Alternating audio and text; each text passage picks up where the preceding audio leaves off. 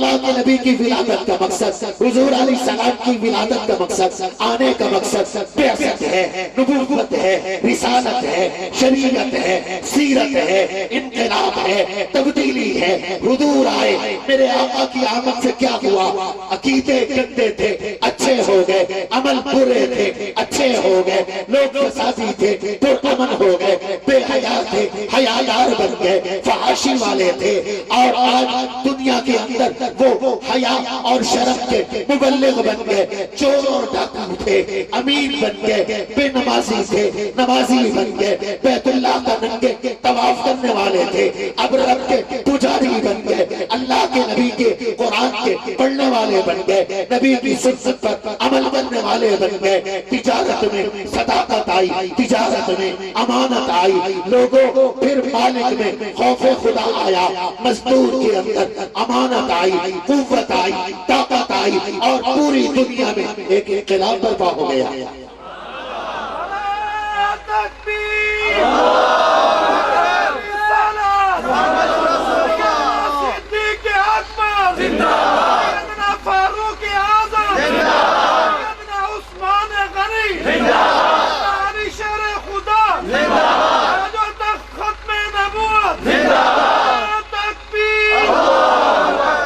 इस फर्क को समझो, एक विलादत है, एक विलादत का मकसद है। विलादत का दुनिया का कोई काफिर भी मुनकिर नहीं।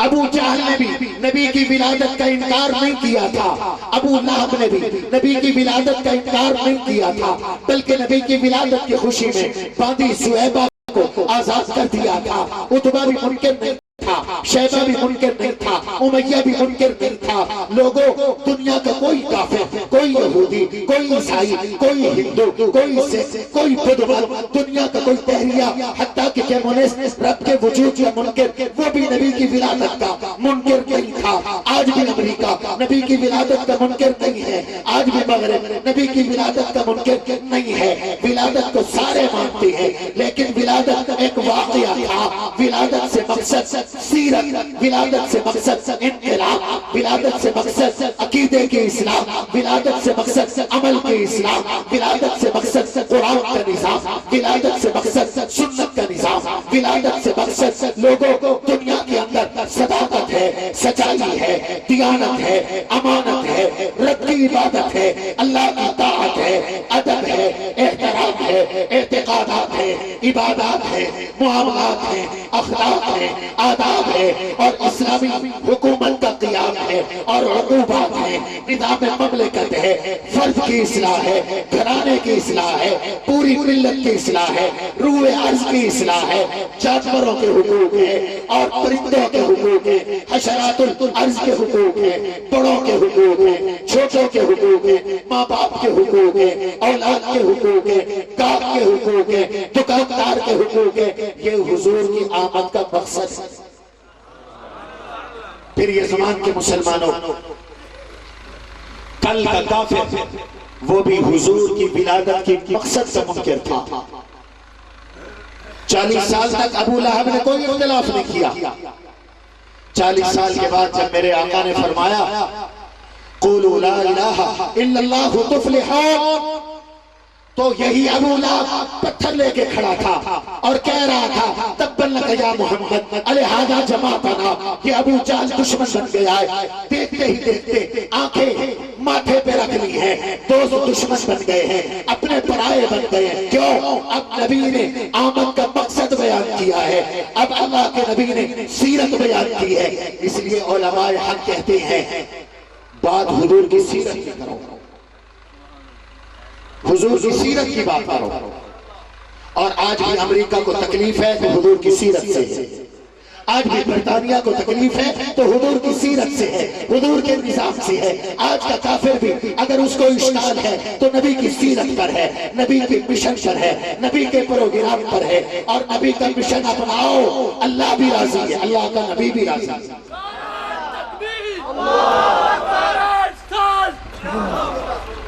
हुजूर का मिशन क्या है? तवज्जो करो, मैं अपने वक्त में बात समेट रहा हूं। हुजूर की आमद का मकसद क्या है? पहला मकसद, लोगों अपने अकीदे ठीक करो। हुजूर के आने से पहले अकीदे खराब थे, लोग 360 के पुजारी थे, 60 करोड़ देवता दुनिया में मौजूद थे। मेरे आका ने तौहीद का अकीदा दिया, रब्बे वाहिद की इबादत करो। या अय्युहन्नास उअ्बुदू रब्बकुम अल्लज़ी खलक़कुम वल्लज़ीना मिन क़ब्लिकुम। अल्लाह ने फरमाया या अय्युहन्नास उअ्बुदू रब्बकुम, ये नबी की सीरत है। ओ लोगों, सब की नहीं, एक रब की इबादत करो, एक अल्लाह की इबादत करो। अकीदे दिए, तौहीद का अकीदा दिया, रिसालत का अकीदा दिया, क़ियामत का अकीदा दिया, सदाकत कुरान, कुरान की सच्चाई का अकीदा दिया, नबी की आमद का मकसद। मेरे आका ने इबादत अता फरमाई, और इबादत में बदनी इबादत भी दी, माली इबादत भी दी। ये बदनी इबादत नमाज है, बदनी इबादत रोजा है, बदनी इबादत कुरान की तिलावत है, बदनी इबादत अल्लाह का जिक्र है, बदनी इबादत अल्लाह के नबी पर दरूद पाक पढ़ना है, और बदनी इबादत नफिल पढ़ना है। ये बदनी इबादतें हैं, माली इबादतें दी। फरमाया ज़कात दिया करो, सदका दिया करो, फितराना दिया करो, कुर्बानी किया करो। ये अल्लाह के नबी ने इबादत दी है। हज किया करो, हज बदनी इबादत भी है, माली इबादत भी है। अकीदे दिए, इबादत दी, और नबी की आमद का तीसरा मकसद है मुआमलात ठीक करो, अपने मुआमलात ठीक करो। और मामलात में निकाह भी है, मामलात में तलाक भी है, मामलात में तिजारत भी है, मामलात में ज़राअत भी है, मामलात में उजरत और मजदूरी भी है, और मामलात के अंदर आपस में लेन देन भी है। हुजूर मामलात लेके आए, तिजारत भी लेके आए। मेरे अल्लाह ने तिजारत को भी बयान किया। आज लोग ये समझते हैं कि दीन तो सिर्फ नमाज रोजे का नाम है, हज ज़कात का नाम है, हम मुआमलात में हसास हैं। ये जाहिलाना सोच है। मेरे अल्लाह ने जैसे नमाज अता की है, ऐसे सच्ची तिजारत भी अता की। इन उलमा से पूछो, कुरान करीम की सबसे बड़ी आयत नमाज की नहीं है, रोजे की नहीं है, हज की नहीं है, ज़कात की नहीं है, जिहाद की नहीं है, तबलीग की नहीं है, जिक्रुल्लाह की नहीं है। यहाँ उलमा बैठे हैं, मेरे ताजिर भाई बैठे हैं। इन उलमा से पूछो, कुरान की सबसे बड़ी आयत मुआमलात की आयत है, आयत दैन है। इदा तदायनतुम बिदैनिन इला अजलिन मुसम्मा फक्तुबूहु वलयक्तुब बैनकुम कातिबुन बिल अदल वला याब कातिब। मेरे अल्लाह ने कुरान की सबसे बड़ी आयत किसके बारे में नाजिल फरमाई? सारे बोलो, मुआमलात के बारे में नाजिल फरमाई। अपने मुआमलात ठीक करो। ताजिर हो तो सदाकत वाली तिजारत करो, अमानत वाली तिजारत करो, दियानत वाली तिजारत करो। क्या मिलेगा? फरमाया ताजिरु सदूकुल अमीनु मअन नबिय्यिना व सिद्दीकीना व शुहदा। तू सच्चा ताजिर बन जा, अमानतदार बन जा, अमीन बन जा। कल क़ियामत में तू अंबिया के साथ होगा, सिद्दीकीन के साथ होगा, शुहदा के साथ होगा। तू अपने बच्चों का पेट भी पाल, और जन्नत में अंबिया की रिफाकत भी हासिल कर, जन्नत में सिद्दीकीन की रिफाकत भी हासिल कर, जन्नत में शुहदा के कदमों में जगह भी ले ले। लेकिन ये तब है जब ताजिर सच्चा है, जब ताजिर अमीन है, मिलावट करने वाला नहीं है, दो नंबर चीज बेचने वाला नहीं है। एक मुझे और हदीस याद आ रही है, अल बुय्यान बिल खियार मा लम यतफर्रका इदा बय्यना व सदका बुरिक लहुमा फी बैइहिमा व इदा कतमा व कदबा मुहिqqत बरकत बैइहिमा औ कमा क़ाल रवाहुल बुखारी। इमाम बुखारी ने हदीस जिक्र की है। मेरे आका ने फरमाया, सौदा बेचने वाला, सौदा खरीदने वाला, दोनों अगर बात सच्ची करें, झूठ न बोले, सदका व बय्यना, सच बोले और बात खोल दे। एक नंबर चीज है तो एक नंबर बताएं, दो नंबर है तो दो नंबर बताएं, सूजी है तो सूजी बताएं, मैदा है तो मैदा बताएं, आटा है तो आटा बताएं, एक नंबर है तो एक नंबर बताएं, दो नंबर है तो दो नंबर बताएं, क्वालिटी बता दें, क्वालिटी भी ठीक करे, क्वांटिटी भी ठीक करे, सच बोले। फरमाया बेचने वाला बेचेगा, इसकी तिजारत में भी बरकत होगी, खरीदने वाला खरीद के ले जाएगा, उसके सौदे में भी बरकत होगी, बरकत होगी। लेकिन अगर झूठ बोला, अगर मामले को गड़बड़ किया, छुपाया, 3 नंबर को 1 नंबर करके बेचा, 2 नंबर को 1 नंबर करके बेचा, मिलावट करके फरोख्त किया, कपड़े को कम नापा है, चीज को कम तोला है, क्वांटिटी ठीक नहीं है, क्वालिटी ठीक नहीं है। फरमाया इसके बैंक तो बनेंगे, बैलेंस तो बनेंगे, पैसे की कसरत तो होगी, दौलत भी होगी, लेकिन रब बरकत नहीं देगा, बरकत नहीं मिलेगी। बरकत सच्चे ताजिर के पास है। हुजूर अलैहिस्सलाम ने नबूवत से पहले तिजारत खुद फरमाई, नबूवत के बाद तिजारत सिखाई। अब्दुर्रहमान इब्न औफ हुजूर के सहाबी हैं, आप फरमाते हैं तुज्जारिर रहमान, ये तो रहमान का ताजिर है। अब्दुर्रहमान इब्न औफ आए, आपने एक अंसारी को साथ जोड़ दिया, जाओ इकट्ठे कारोबार करो। अंसारी ने कहा मेरे मुहाजिर भाई, ये मेरी जमीन है, आधी तुम्हारी आधी मेरी, ये मेरा मकान है, आधा तुम्हारा आधा मेरा। ये मकसद है बेअसत है, ये मकसद है विलादत है। हुजूर इसलिए आए, ईसार लेके आए, दूसरे मुसलमान की खैर खाही का जज्बा लेकर आए। आधा मकान मेरा आधा तेरा, मेरी 2 बीवियां हैं, एक को तलाक दे देता हूँ, उनसे तुम निकाह कर लो, इद्दत गुजरेगी, शादी कर लो। हदीस में आता है, बुखारी की रिवायत है, अब्दुर्रहमान इब्न औफ कहने लगे बारअल्लाहु फी अहलिका व मालिका व वलदिका, अल्लाह तेरे घर में बरकत दे, अल्लाह तेरे लिए तेरी बीवियों को मुबारक करे। न मुझे तेरी बीवी चाहिए, न मुझे तेरा मकान चाहिए, न मुझे तेरी जायदाद चाहिए, न मुझे तेरा बाप चाहिए, न मुझे तेरा रकबा चाहिए, न मुझे तेरी जमीन चाहिए। तुल्लूनी अला सूक, मुझे मार्केट का रास्ता बताओ, मैं मंडी में जाना चाहता हूँ, मैं मार्केट में जाना चाहता हूँ, मैं बाजार में जाना चाहता हूँ। फरमाया मैं बाजार चला गया, मार्केट में चला गया, मैंने पनीर बेची, मैंने घी बेचा, मैंने मक्खन बेचा और मैंने फरोख्त किया, मुझे मुनाफा आया, फिर खरीदा, फिर बेचा, फिर खरीदा, फिर बेचा। अल्लाह ने मुझे बहुत सा मुनाफा दे दिया, इतने पैसे आ गए कि मैंने शादी कर ली। अल्लाह के नबी अलैहिस्सलाम ने एक दिन मुझसे पूछ लिया कि अब्दुर्रहमान इब्न औफ, ये रंग चढ़ा हुआ है और ये वो रंग है जो औरतें लगाती हैं,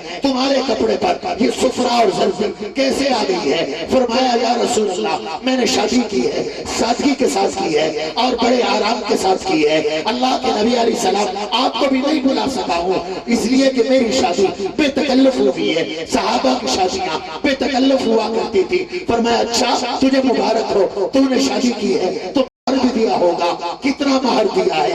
कहने लगे कि आका मैंने 1 गुठली के बराबर सोना महर में दिया है। ये अब्दुर्रहमान इब्न औफ, हुजूर ने फरमाया अल्लाह का ताजिर है, ये अल्लाह का ताजिर है।